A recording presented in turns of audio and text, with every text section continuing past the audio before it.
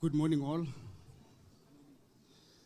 I would like to greet you all and observe also all protocols that are in the house according to your structures.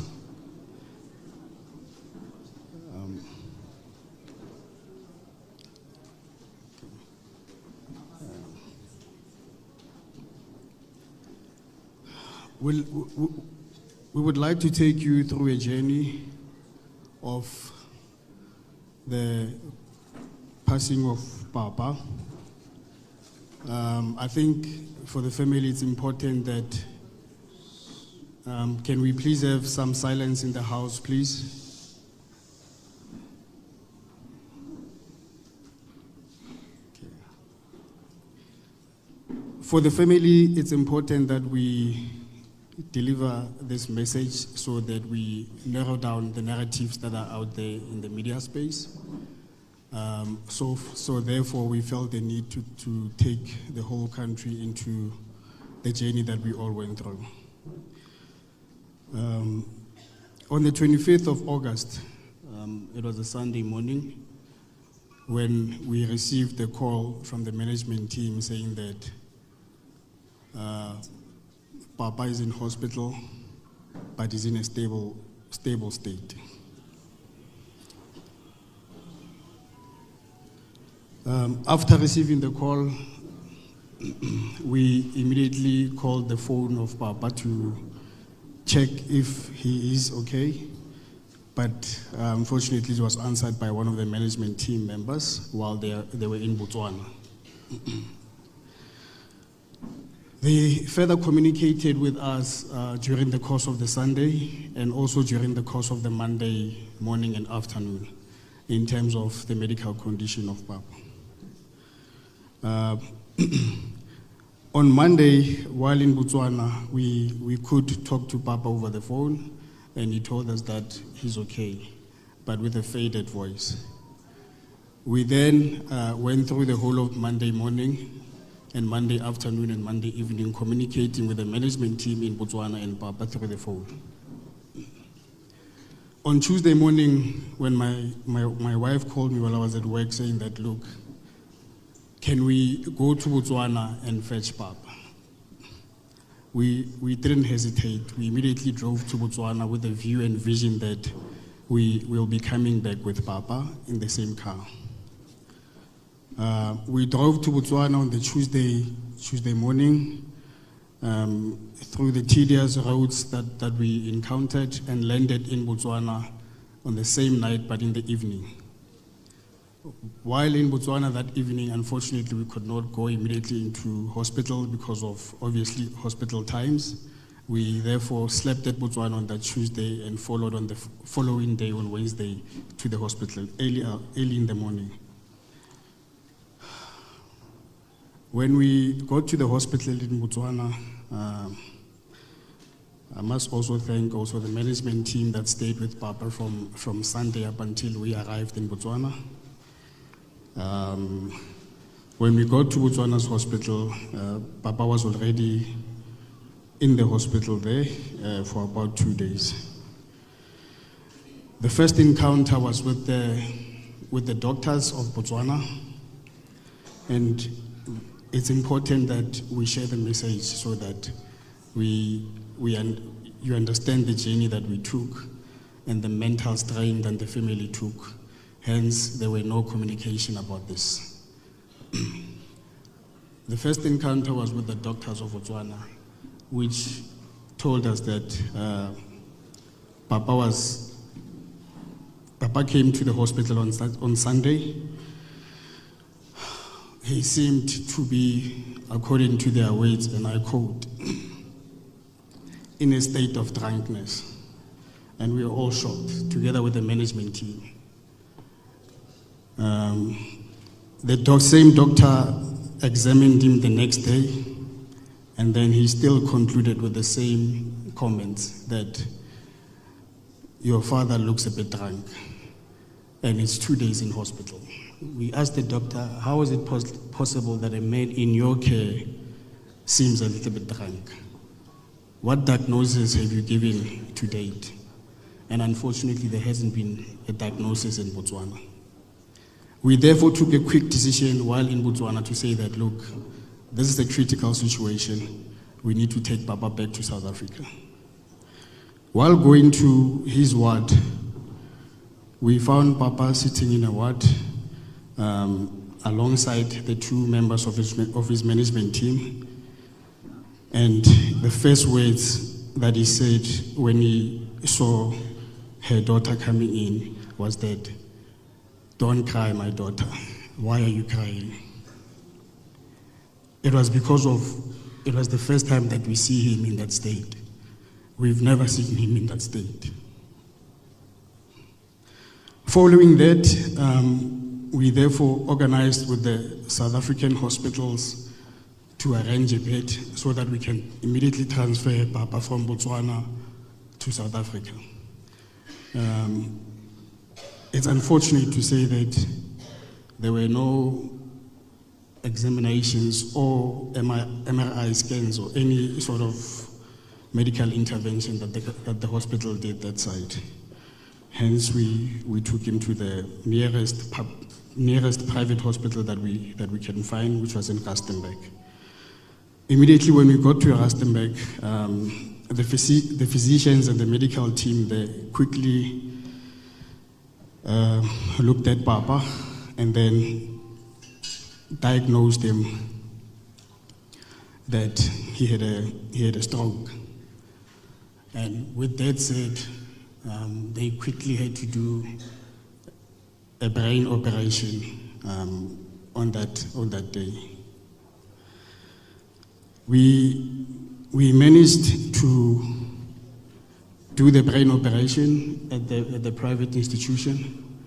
After doing the brain operation, Papa was obviously admitted into ICU for a period of time.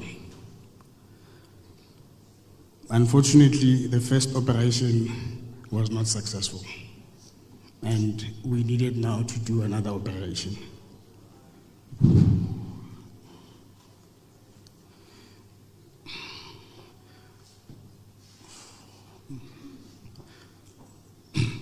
That's when we pleaded to the public at large, pleaded to the communities, pleaded to South Africans to say that,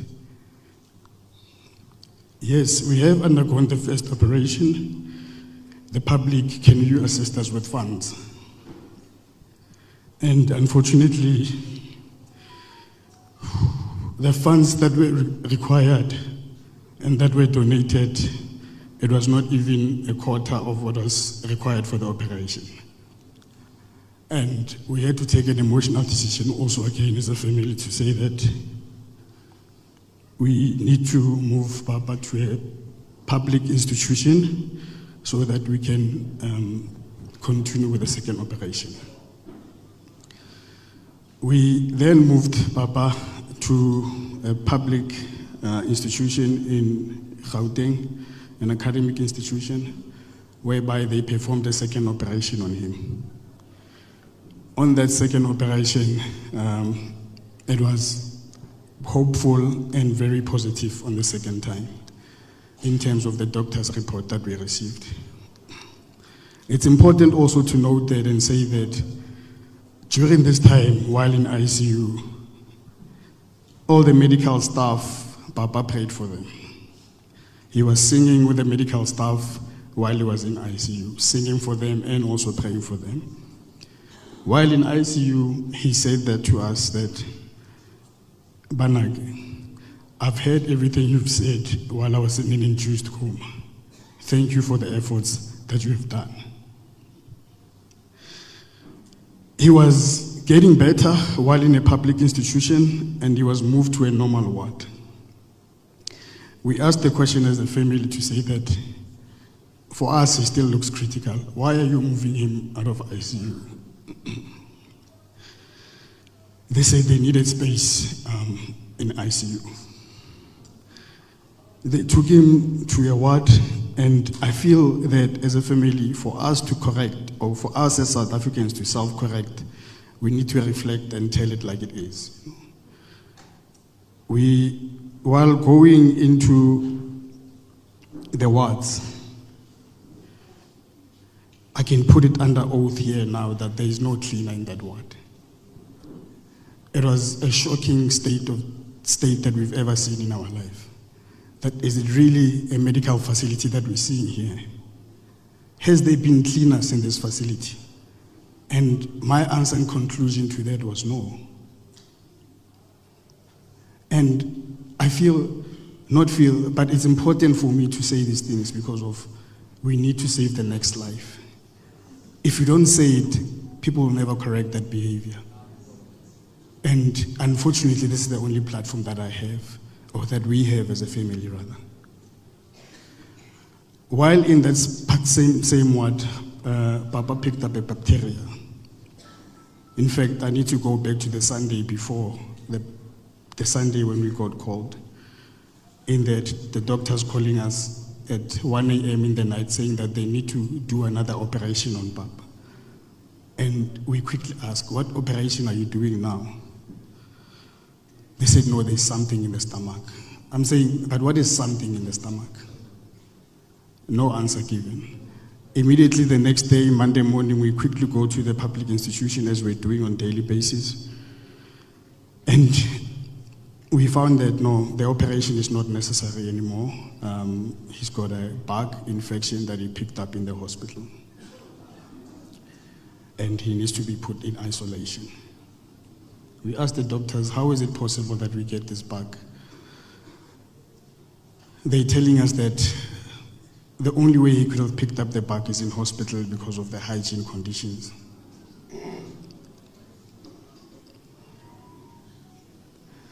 We saw Papa deteriorating from a good heart rate,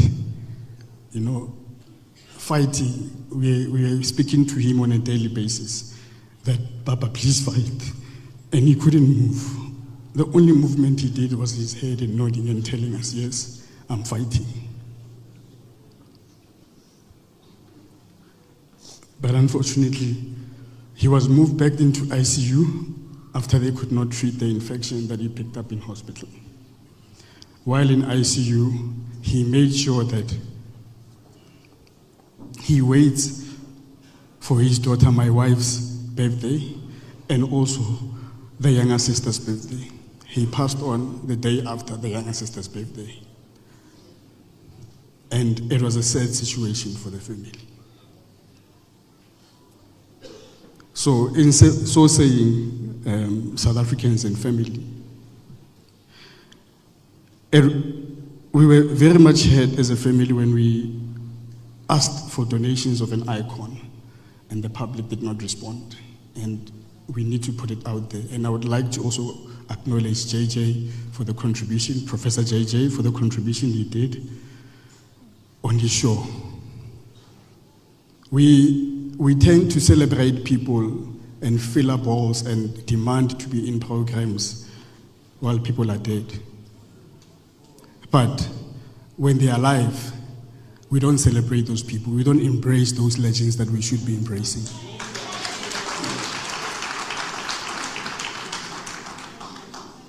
A community saves lives.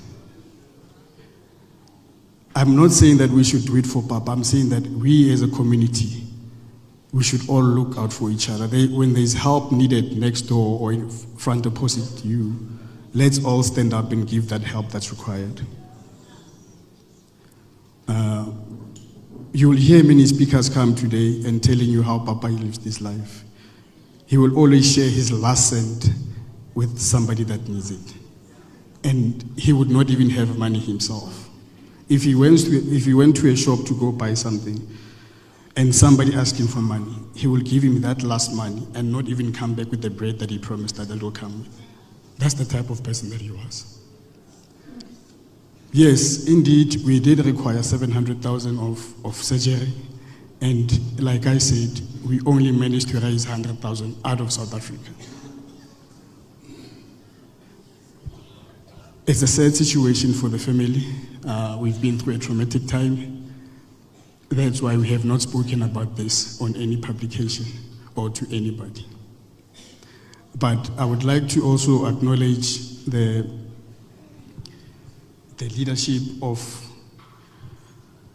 Aisa, when they heard the call that Papa is no more, they were the first actually to jump and say, look, as the music union industry, where can we do and where can we help? Today is a state funeral. With that being said, the approval only came yesterday, midday.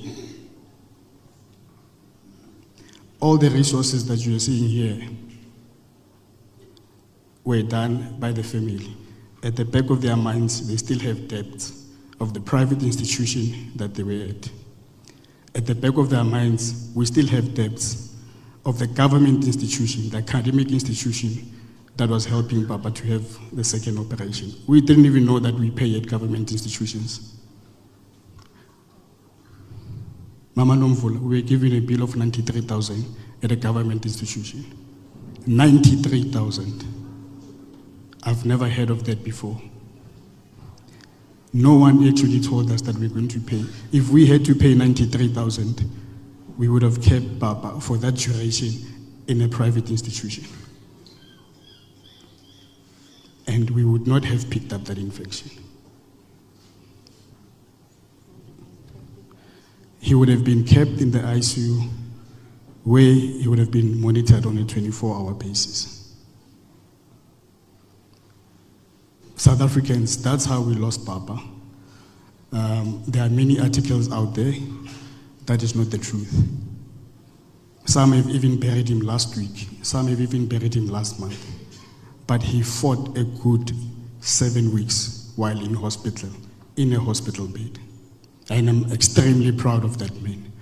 Every time I walked into that IC unit, I told him the same word, Papa, I'm proud of you. I don't think there's any man that can stand this pain. But he did it for a full 7 weeks. South Africans, that's all that we want to say. We acknowledge the dignitaries that are also in the house that also came. Premier Panyaza Lesufi came with Ntatem Zwakembuli. We acknowledge you for your presence. The current city mayor who was also there, the current city mayor of Tshwane, we also acknowledge you for helping us out when we're in need. The MEC Lekhabe, we also acknowledge you for also making time for us. To Mamu Konyani, we've received the flowers and we also acknowledge you. To the Limpopo music, Limpopo arts movement also, Ntatem Khoza, we recognize you and we thank you for your participation also.